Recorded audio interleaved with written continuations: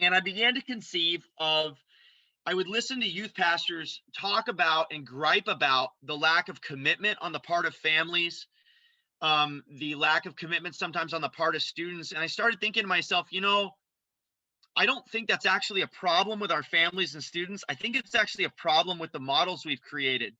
And instead of exercising judgment on our students and families for not showing up the way that they once did, or not thinking that what we're doing is relevant to the world that their kids live in, what if we actually listen to that, those wins, and listen to the headwinds that are against them as families or parents or students, and then built models that harness the wind? And I staggered across this article about a conceptual design for a Scandinavian cargo ship called the Vindskip. And it became a really good image for how I think about all this.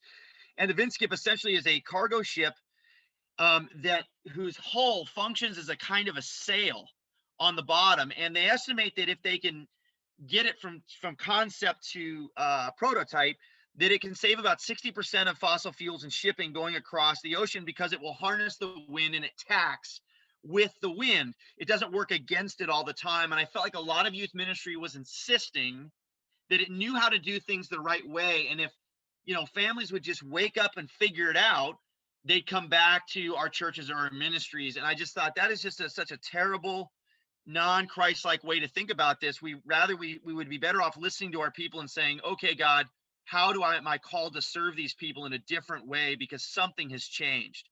There's something different.